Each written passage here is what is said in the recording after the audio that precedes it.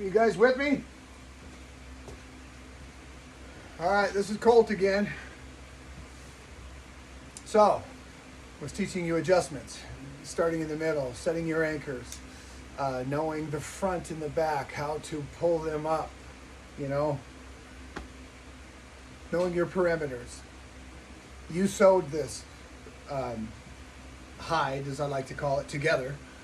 So you know it fits. You've dry fitted on the edge, so you know that it's tight or it's loose, or you need to readjust before you ever start. But when you do start, it's always in the middle. Okay? And then you adjust from the back. So if you've done this right, your two ends should be tented. They should be, tented, meaning, you see that? See how that bows up? It's called tenting. See that? That needs to lay flat. So, both ends are tented real nice, so we know it's tight, okay? If you know your perimeters are tight, you know that you can adjust. That's why you always start in the middle, and you work your way out. And then, that's why you go slow. So that tenting, that adjusts from the back. Okay, this is the back. That's the front. Okay, that's the front of the seat, the bolsters. So, I wish I had someone to help me here to show you a little better. Can I see that? There, yeah. Okay, so, we're good on staples. 3/8 inch crown, 3/8 of an inch leg. And there's different kinds of staples that you can use. There's the Fascos. I don't know. I don't know what's better or not better. They're all staples to me, and they're horrible to pull. So I'm not a big fan of staples, but I need them. I need staples like Jesus. Come on, that was funny. Okay, so we're in the middle. We're good. We're going to adjust from the back. Okay, so always remember the front, that's your magic. You'll come up from the back and pull it tight. Now watch what we do here. Okay.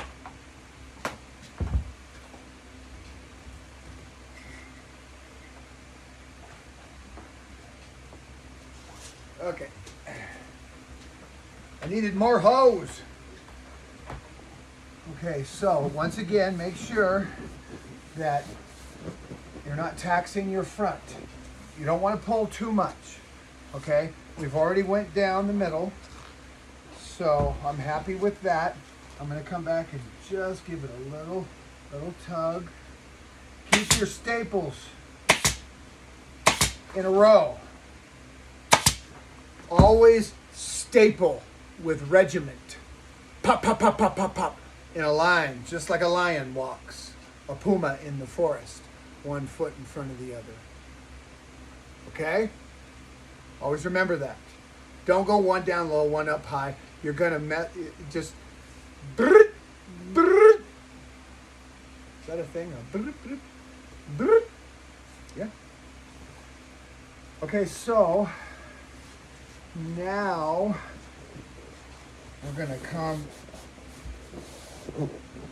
So, my upholstery mind tells me that we have 1, 2, 3 main panels in the very back, okay? And then we have one big main panel in the front. We have 2 bolsters, okay? So this is how you deduce things when you start to analyze where you're going to tug and pull. Like I said, it's a seat, or it's an armchair, or it's a whatever. Relax. Conquer it in your mind. It's an object. It has a front, it has a back, it has a right and a left end cap, if you will, a couple little things in the middle, whatever. Look at it like that. Look at it as it's rudimentary, and your mind will help you navigate through this. People that have been doing this for a while, you're probably like, oh my God, will this guy ever shut up? But, I mean, I'm the guy that's going to show you what you're going to really run into, okay? So, we're coming around the back, looking at the front. Again, you're not distorting the front. The back is the final adjustment, okay? In this particular seat, the back is how it all keys in. That's the last knuckle that you staple down. Everything else is just adjustments without distortion and exposing stitch counts. So you have to keep coming back like I'm doing here. I'm pushing and pushing to where I know I'm not taking too much away. Just enough. And you come up from the back, but gently. See, my hand just kind of gently flows over it. It's all you need. You're not pushing and pulling, because that foam will stretch, that vinyl will stretch, and that whole front piece will go whoop, and you're burnt. You're looking for a new job. So, we're looking at here. We're looking at here. I like the back. It didn't take much. It just, like I said, it took a hand. Took a kind hand from the back, up around the top. I look at the front. I'm not distorted. It is snug. It is correct. So,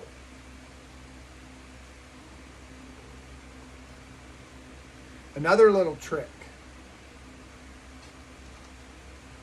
When you have, okay, we have two pieces of vinyl. The back of my hand is the good side, okay? The bottom of my hand is the bad side, okay? So, let's say we glue piece of foam here, piece of foam here. It's 4 inches wide. Boom. We bring them together.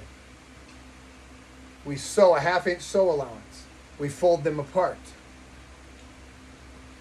Okay? Where that sew allowance meets, okay, my fingers, like here, that's that 1/2 inch sew allowance. So let's say we see how my fingers turn up. That's how you do a French seam. But also, that's how you staple a panel to a frame. Pop, pop, pop, pop, pop. 4, drop of super glue like I told you. Cut out the edge. Keep the perimeter. Less is more. You don't want a bunch of salvage because you want these two pieces to merge together.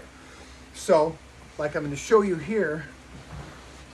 Okay, I told you I brought this up. See that little wrinkle there? Let's get rid of that. We didn't change nothing in front. It's tight, it's right, it looks good, it feels good, it lays right. Okay, so what I'm going to do, I've already got that. So what I'm going to do is I'm going to splay that out like I'm going to do a French seam.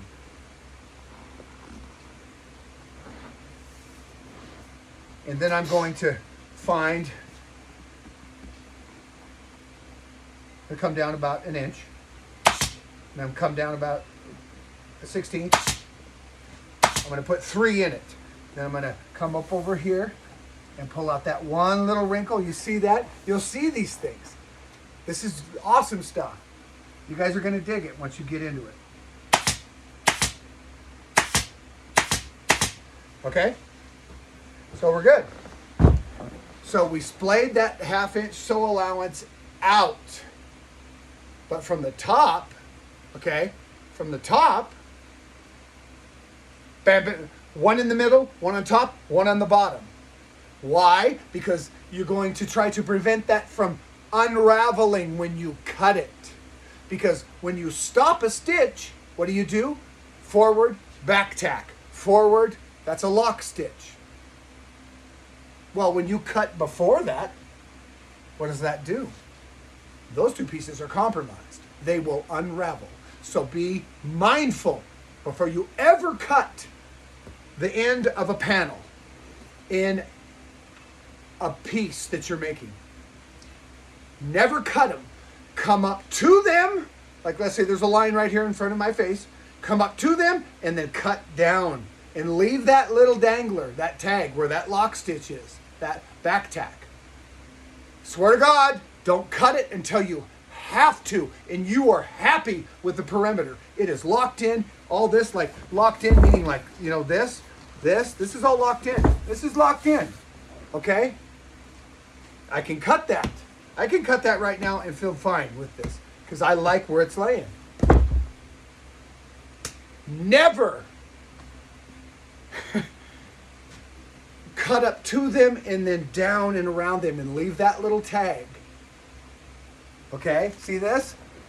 The end of a piece, I left it too long. Leave that tag if you're not certain until you're ready. Please remember that. That's a huge lesson. That's a great part of this video. So anyway, moving on. Hope I'm not beating a dead horse. Too much. All right, and we're gonna come back over here. Am I in the, yeah, I'm in the thing. Okay. So, we look at the front again. Pull it together. I like it. I like it. It's not taxed. I can pull this part out there, that wrinkle there on the top, so I'm not worried about that. But what I will do is bring this cut down just a little bit so I can manipulate it. So, once again, always pick up your piece, come from underneath, pull it towards you, always feel it, always manipulate it. I know it sounds kind of bizarre, but you got to be all over these pieces because you'll know. I know that was kind of weird, but for real though, where do you, okay. So anyway,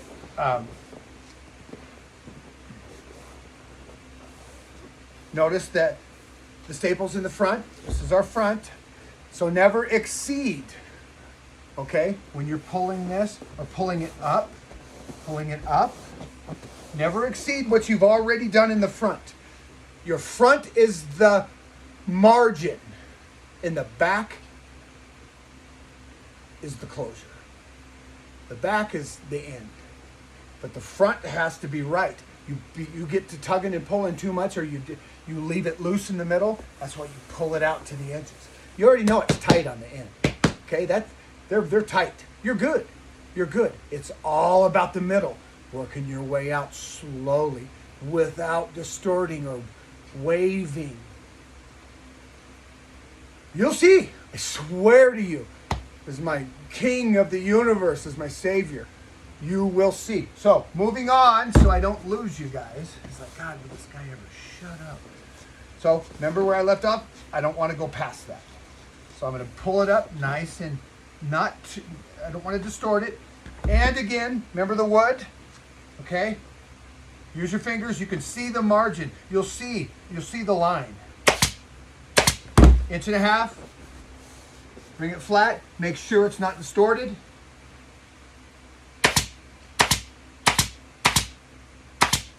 And the 1.5 inches is because of why? The 1.5 inches is because oftentimes, if you're just starting out, you're not going to recognize how you're laying your course. You're going to want to overstaple. You don't need to. You don't need to. This takes as long as it takes. Don't let no one confuse you. You want it correct? Well, do it this way. 1.5 inches. Then you can come back and pop that staple real easy. Again, what's the other rudimentary, guide? What is the PSI on your compressor? Very crucial. People just think, it's a staple. It's no. It's a big deal. That you're rocking 120 on some thin material, it's gonna blow right through it. Be mindful. They're gauges. They're easy to work. You turn them down. You adjust them. 80, 60, whatever. 100. My favorite PSI is 90. Calls for 110. I never use 110. I use 90. because that gives you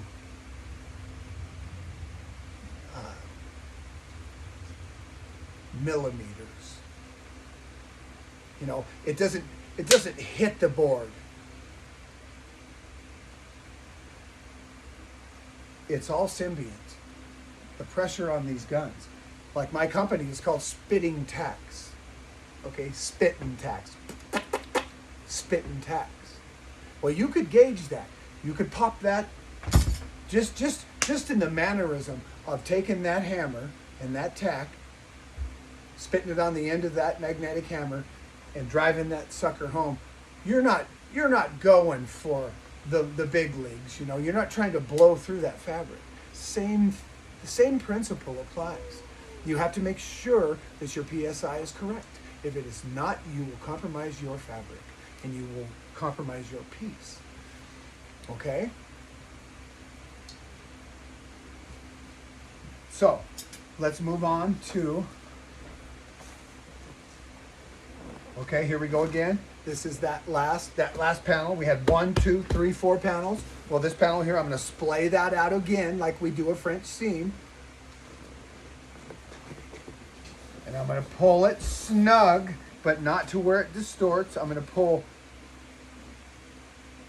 well,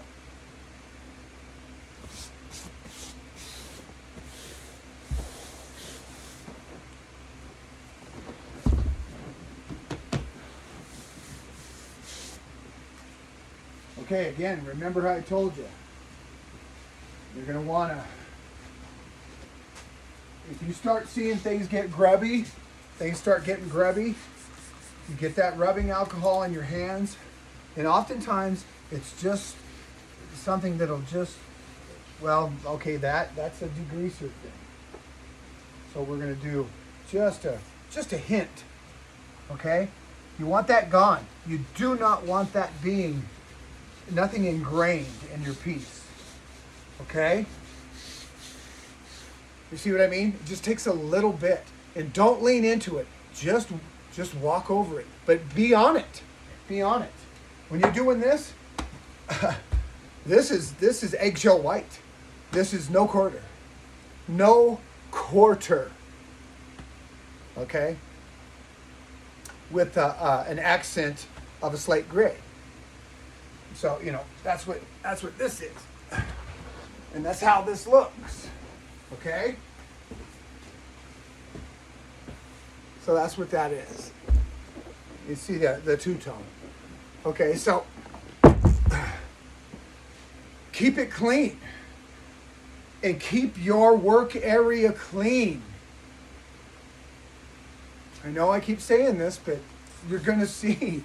And don't get so worked up on one area of a seat. Stop and take a breath, man, and look back and go, am I tugging too hard on the left? Because I'm making the right look way weird right now. Okay? Am I clean? Do I have a rogue staple on my table? Again, beating a dead horse. These are lessons. This is not me trying to be cool. This is me trying to tell you, save your roads. You've got to travel a road. It's got all kinds of potholes in it. Go down the easy path, you know. The road to salvation, it's a narrow road. It's a narrow gate. You've heard that old adage. And the road to a heathen, it's wide and open. I'm telling you, I'm only a weirdo on Wednesdays. And I think it's Wednesday. 3 o'clock. Okay, so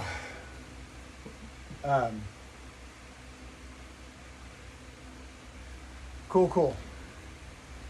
So again, splay your seams out when you anchor them. One in the middle, one on top, and keep them close, 1/16 of an inch. 3. And do not, when I say do not commit to cutting your sew allowance, look at this. See that? See that? Do you see that? Now watch how I walk up here.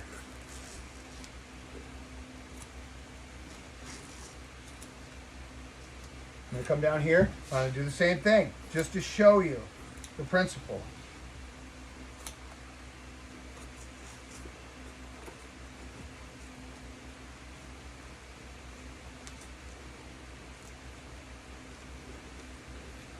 Boy, they can fight you sometimes. It's like they know my name. Okay, so,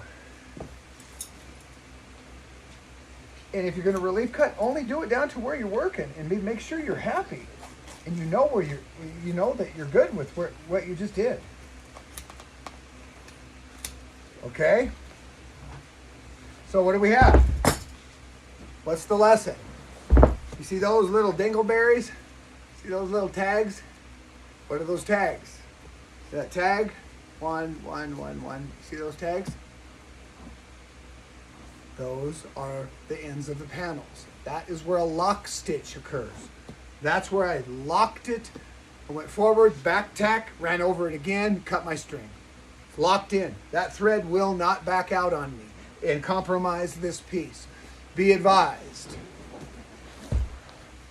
Leave those. Become habitual with that mannerism. Just because. Just because. Okay, like link stitching when you're sewing pieces or widgets. You know, you sew right into another piece, you put it right in, and then at the end you go through and you cut them apart. Things like this, these are mannerisms that you will acquire as an upholsterer, as an artist, as an artisan. Artisan. And then you come back, and what is the premise? What is the underlying structure that I am trying to convey to you? It is this and this alone. Measure 5 times and cut once. Wait till you start doing leather. 1 shot, 1 kill. There ain't no... it's a different animal. It's expensive, and you better know what you're doing. Be advised. But be happy and be symbiote with your material that you're working, the medium that you are working with. You know, I know it's corny, but be the ball. And you don't have to hang your head to be an upholsterer. You just got to put in the work. You got to put in the work, and you know, you're dancing around it with your hands, and it's when these people, you're doing a $60,000 boat, or even a $10,000 or a $5,000 boat. It doesn't really matter, I guess, but I mean, worth is worth, and pride is pride. People take pride in what they own, and there's not one of them that's ever going to go, I'm not worried about that stitch that goes off to the left like that. That's all right, man. That's good enough. No, it's not, or ever will be good enough.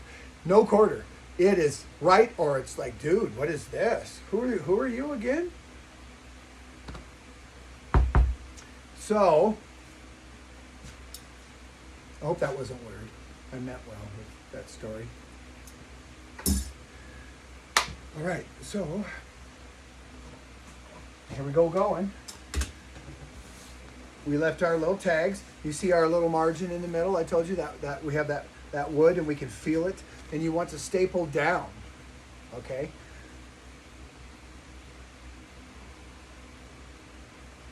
I'm going to keep it like this because I saw the old one. And this will not affect how these two pieces merge. These posts, that off-colored slate piece that I showed you, that's going to bolt right down on here. It's going to lay flat. All I'll do is I'll cut these tabs off. But these tabs are part of principle. They are part of direction. They are part of the cohesion between two different mediums, okay? You have a completely different kind of piece that is bolting onto this piece. However, they have to merge accordingly, okay? And with the scrim, it's not going to create any kind of measure to where these bolts won't be able to suck those two pieces in flawlessly. Okay. And there's another application that I will show you to when you go to put these two pieces together. It was not present when I took this apart. That's another lesson to avoid mold, to avoid the destruction of the money that you just spent, or they just spent on you to do this. So always do it like you're doing it for your grandma, because I think that's the one person I loved the most in my whole life was my grandma, Mary Jane Fowler. She was something else. But so, are you enjoying the fist fight yet? Okay, so I'm not going to backtrack. You guys are paying attention. Never exceed your staples when it goes to adjustments. Make sure they're tenting on the end. That means that you have correct geometry, and this skin that you made for this particular frame is going to fit flawlessly. You just have to tug and pull and put some love on it. So here we go. Our first end. Notice the tenting. See that? See that? You're like, that doesn't fit. That doesn't look right. Well, it does.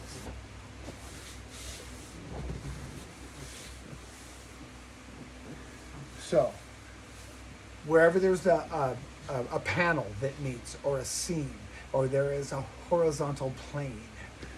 This, for instance, do you notice this? The back of the seat, that horizontal plane that arcs up to the end cap. This has to remain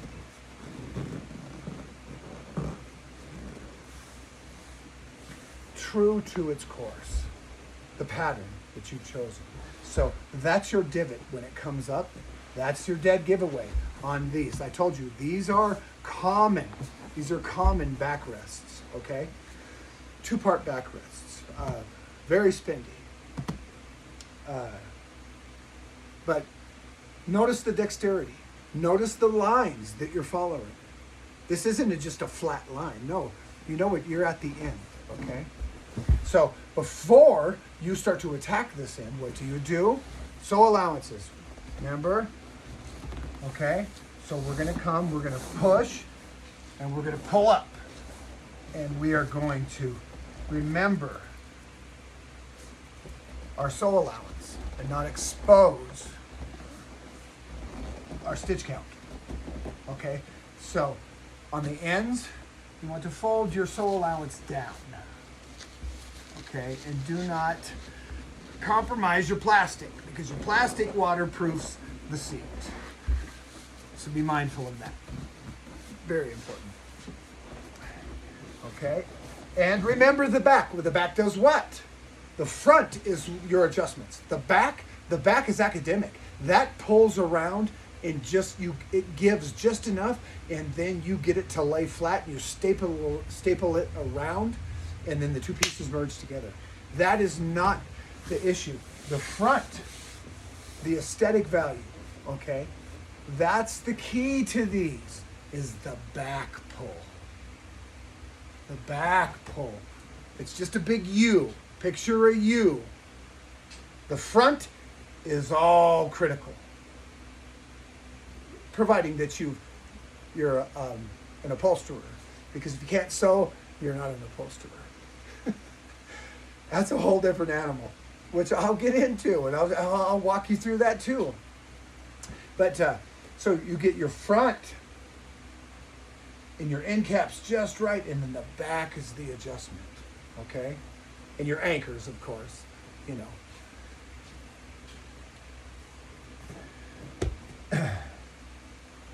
And I appreciate any comments. Am I doing okay with this? I mean, this is weird, teaching people how to do this, because you always want to, I mean, I'm searching for words all the time. It's easier if I can show you. If you could, I mean, the laying on of hands. It's an ancient tradition, and it bleeds into everything of the human condition.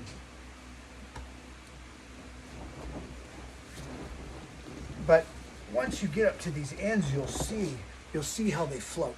You'll see how they'll wiggle and they'll move on you. But this is already locked in, the middle. And you already know that it's tight on the ends. Again, so what we're going to do is on this, we're going to pull this up, our back, which is our final adjustment, okay?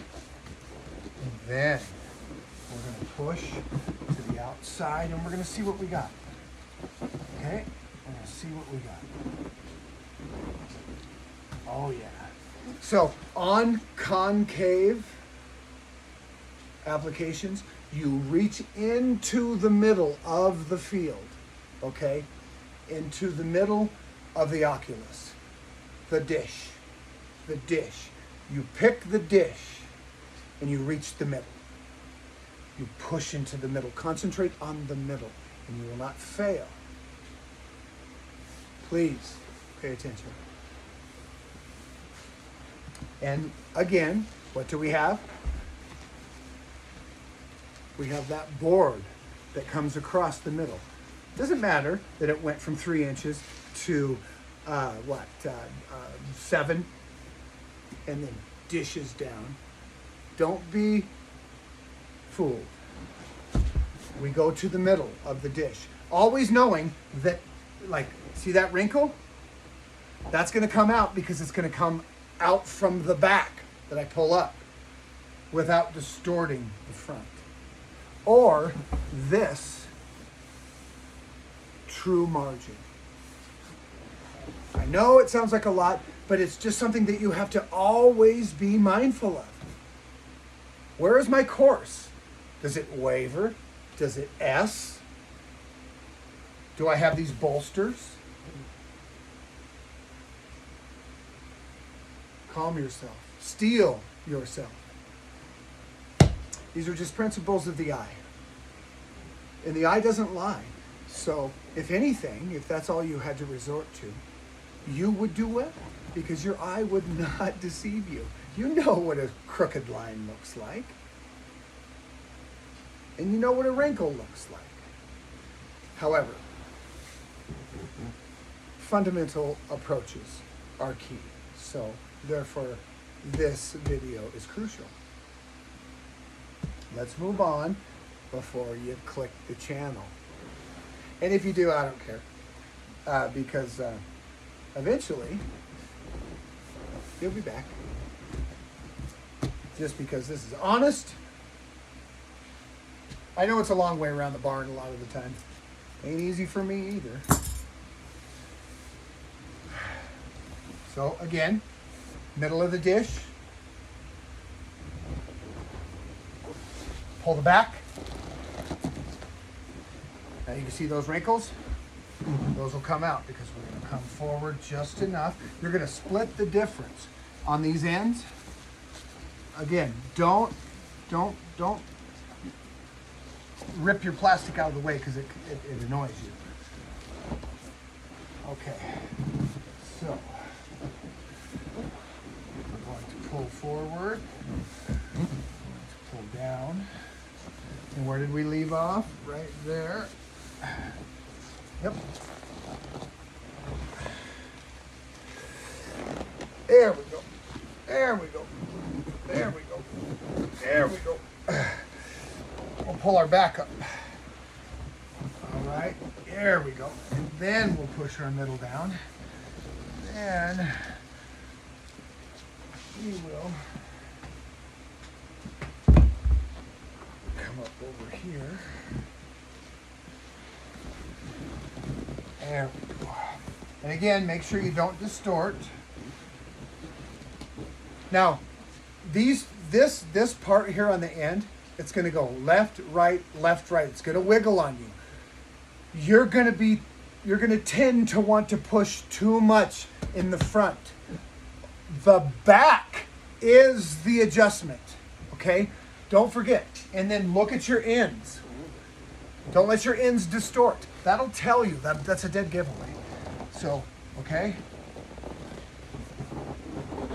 So you want to make sure. There you go. Because you're working this, okay? You're watching me here.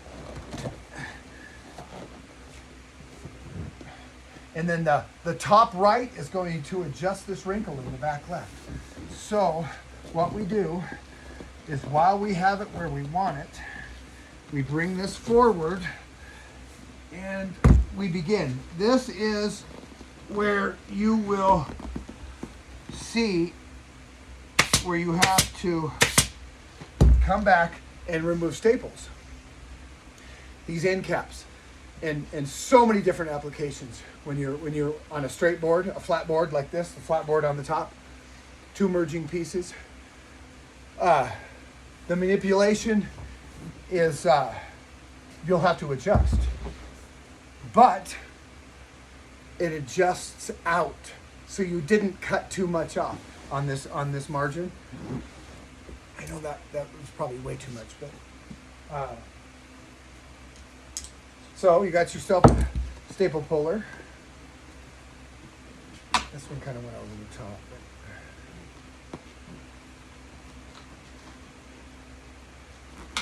Yeah, you just readjust. I got ahead of myself there. Actually, that was my bad.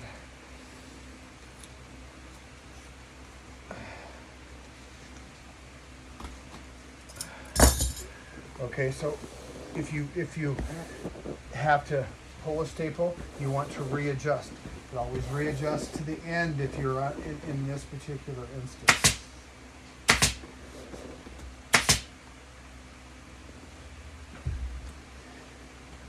And if a staple underneath, never leave a staple. Always come back and trim, because you have a lot more wiggle room than you realize. Okay, now here we go again. See the margin there? We're going to come on either side about 2 inches. Okay, and we're going to leave that there. That's that tab. Okay, always get into the habit of cutting those tabs.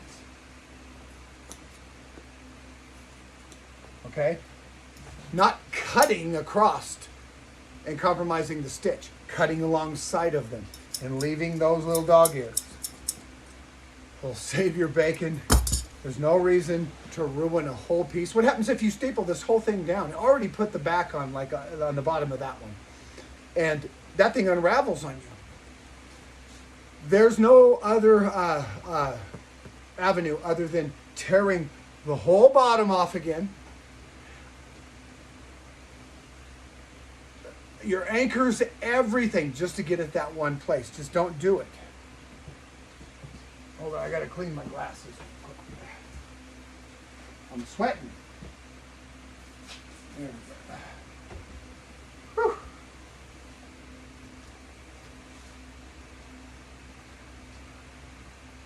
Good Lord. Okay.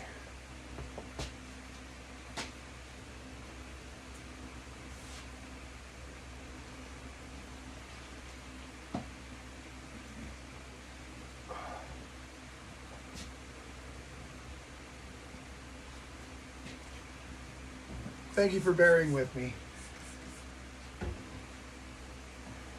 I'm getting some new cameras and we're going to do some different videos. I'm going to do a bunch of sewing videos here pretty soon, because that's going to make you what you want to be.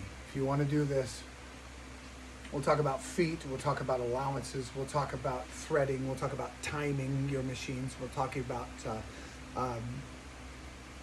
setting them up, we'll talk about shop fluidity, how you can do any job in a shop this big. This is a 30 by 30 shop.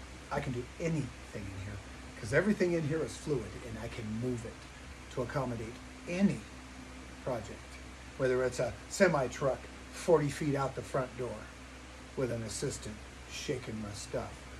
So this is a fist fight. If you want to get down, make it happen. Because everybody has a couch, everybody has a truck, everybody's got a boat. Or not everybody, but, you know, All these things that human beings own wear out. And then who do they come to? Well, they don't always go to the bargain barn or whatever you got in your city, but no, they come to me. Especially if it was grandma's. And you got to do it right. And you got to give them love. And you'll be well paid, and their reward will come as well. See, now you got to take me with a grain of salt. I get to rambling. I'm a family guy. I love God. I try to be the best I can. But all principles. So, remember that tinting on the back? On the front, excuse me. So we pull our back. This is our end. Hop, hop. Walk that wrinkle out right there. Pull it around the back. Look at that. That's handsome as the day is long. And then we find the middle of our crest and the middle of our board. And then we come down. Hop, hop. We'll sink 3. Yes, make sure that our sew allowance is not distorted. Remember, I got some little glue on my hands, so you get a couple little spritzes of that degreaser, and then a little bit of rubbing alcohol in your water. This is key. Don't beat up your piece. If you got to stop, you got to stop. Clean your hands. Plus some barbecue and chicken.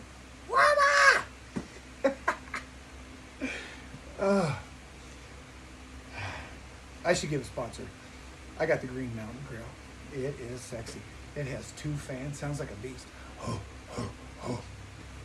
I'm telling you, you'll sleep better tonight knowing that. All right, here we go. So, here we go going. So, you see that distortion there? Now you understand the concept of the end pieces. The end pieces. You saw how we manipulated the metal and wielded the back. The back is still the continuous closure in this whole equation. Okay? Still is. Pull that back around as you manipulate that front in these little edges. You see those little wrinkles right there? Now that would panic a mortal man. I know that was awful. Yeah, I'm high on coffee. I should probably stop drinking so much coffee. So again, you have these wrinkles. What would you do? Think. What would you do when you have those wrinkles?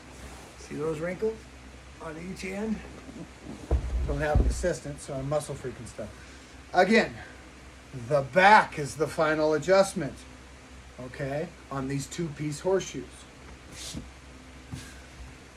And as you adjust, what do? You avoid distorting where 2 pieces merge. To disclose the stitch count, which is a flunking grade.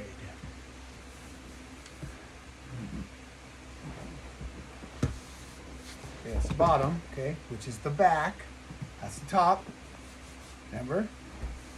You come around, and as you come around, make sure that your sew allowances are folded down towards the outside.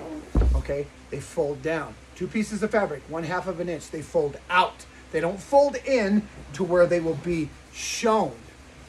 I said that the scrim hides it. It does to a certain extent, but it's just not how you do it.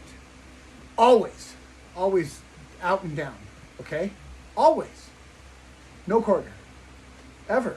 And if it is too tight of a piece, or you don't have scrim, and you have to relief cut that, well, be careful. Don't tax the piece. Make sure that you, in your measurements or your pattern making, that you do you accommodate that end cap to where it does not expose. So see that? We're folding that sew allowance down. Okay, and we're coming around. Okay, and then we're getting that last wrinkle out. And then you have to, this is where it just becomes, you're working it, there we go. So, there we go, just like that. Okay, now, this is another lesson that you're going to run into. Like here, see how these two pieces meet? I'm going to cut that and it's going to be another dog ear, like this. Okay, so you're thinking, how does that fold in? You splay that out and you staple that down, okay, at the angle that is required. Like, see how that comes around? Okay, now, and we want to make sure that we have, okay, now, I like the scrim on these kind of applications because it gives me wiggle room, okay? The scrim,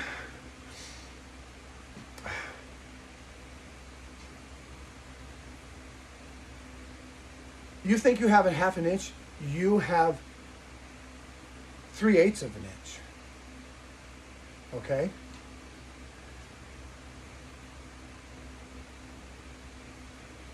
Scrim, you're pillowed out. Always remember that you're pillowed out, but only to a small degree. But that gives you that wiggle room. Like, we want this edge to be looking good, and we want it tight, and we're pulling up from the back on this application, but we do not want to distort our stitch count, our sew allowance. So we make sure that we pull, before we staple this tent down, we make sure that on this edge that our sew allowance is facing down, okay? See that? We make sure that that's facing down, and then we bring it up, because that scrim gives us that leeway. And a lot of people, they cut corners and they don't use the scrim because they think it costs too much money, but it saves them in the end with quality. It's correct. It's correct. You got to, and then there's shrinkage.